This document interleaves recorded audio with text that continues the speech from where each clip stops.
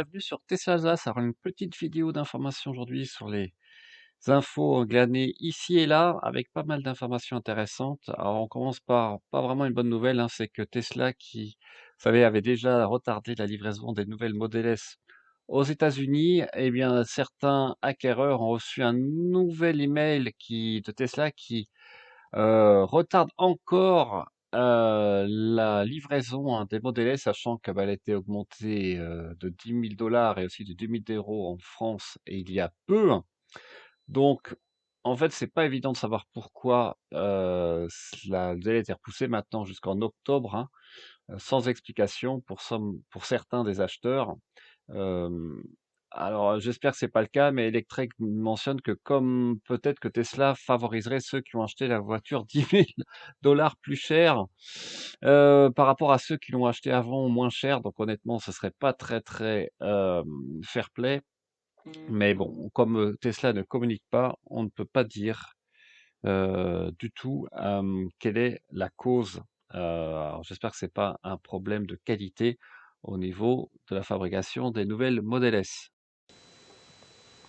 Alors aussi une nouvelle version, c'est pas la 2024, hein, c'est la 2021.24.1 avec des améliorations plutôt intéressantes. Là, déjà dans le Theater Mode, c'est comme on dit en anglais, le Disney+, en plus de Netflix, YouTube notamment, et surtout le Car Wash Mode. Alors ça, c'est très intéressant. C'est un mode qui vous permet, de, d'une manière globale, de fermer les fenêtres, de bloquer le port de charge, ce qui est très important, et aussi d'inactiver les essuie-glaces, donc enlever les essuie-glaces automatiques que moi je devais faire manuellement dans la voiture quand je passais sur des rouleaux. Parce que si vous passez dans des rouleaux, vous sortez de la voiture et que vous ne fermiez pas la voiture, la pression sur le port de charge pouvait le faire ouvrir. Là, au moins, vous êtes tranquille. Il y a aussi un mode, hein, qui permet, quand la voiture se déplace tout seul et que vous restez pas dedans, de glisser le mode neutre de la voiture tout en fermant la voiture, ce qui n'était pas possible avant, hein. Enfin de locker en tout cas le port de charge. Moi, dans mon cas personnel avec le système de lavage, je restais dans la voiture, donc j'avais pas ce problème de devoir fermer la voiture tout en laissant le mode neutre, le mode roue libre. Là maintenant, ça sera possible.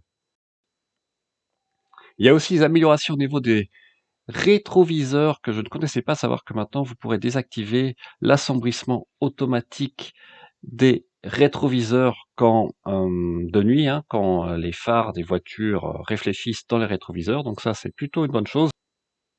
Et puis vous avez aussi l'amélioration de la dashcam, et ça c'est au niveau des accidents, hein, au niveau de la safety, c'est-à-dire que vous pourrez avoir automatiquement un enregistrement de la voiture qui se fait sans que vous ayez, vous savez, notamment à klaxonner, hein, parce que on pouvait commander l'enregistrement des dashcams en klaxonnant. Là, ça se fera automatiquement à partir du moment où il y a un accident ou le déploiement des airbags. Ça, honnêtement, c'est plutôt une bonne chose aussi.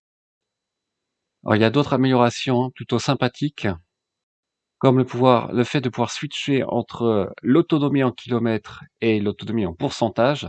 Et puis aussi, hein, très intéressant, le fait de pouvoir garder la connexion Wi-Fi active quand on passe en mode drive, alors qu'avant, le mode Wi-Fi se désactivait automatiquement lorsqu'on quittait le mode parking. Et donc là, si vous l'utilisez au téléphone en hotspot, eh ben, ça sera beaucoup plus facile pour vous.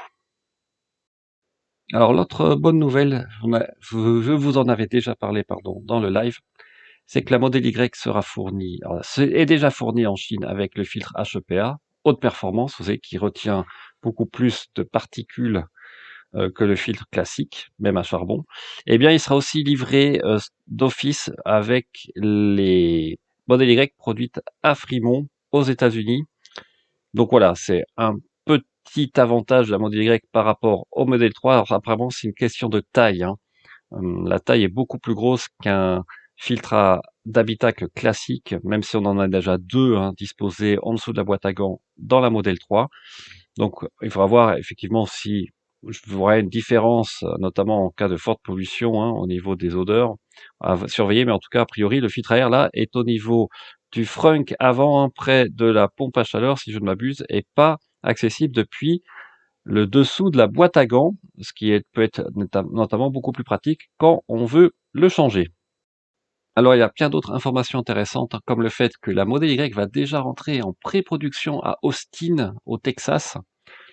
bien en avance, entre guillemets, par rapport à la Gigafactory de Berlin, même s'il y a des voitures test qui ont été aperçues probablement par un drone à la Gigafactory de Berlin qui aussi avance bien. Alors la grosse question, c'est que vous savez que Elon Musk a dit que la Model Y devrait commencer à être en production à la fois à Austin et à Berlin avant la fin de l'année, mais ce qu'on ne sait pas évidemment, c'est le type de batterie qui sera actuellement disponible en fin d'année, si je puis dire, et moi je parie plutôt sur des 2170, c'est le backup plan d'Elon Musk au cas où les 4680 ne seraient pas disponibles en masse d'ici la fin de l'année, ce qui semble plus que probable.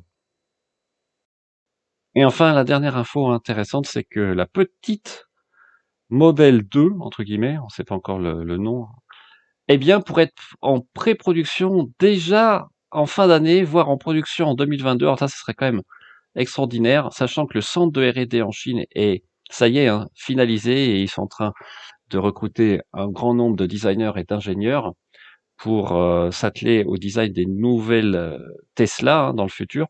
Donc évidemment, la grosse question, c'est le prix. On est toujours sur un prix plancher de 25 000 $, probablement 30 000 € en France. Et moi, je parie plutôt sur une batterie à autonomie d'environ 400 km pour un tel prix, ce qui sera très bien en termes de prix versus autonomie, ça serait extraordinaire, sachant que si la voiture est moins lourde et avec une bonne aérodynamique, on n'a probablement pas besoin d'une batterie de 75 kWh, loin de là, pour faire 400 km d'autonomie, donc on aura plutôt un pack batterie plus petit, et peut-être en LFP, à surveiller en tout cas, même si c'est plus lourd.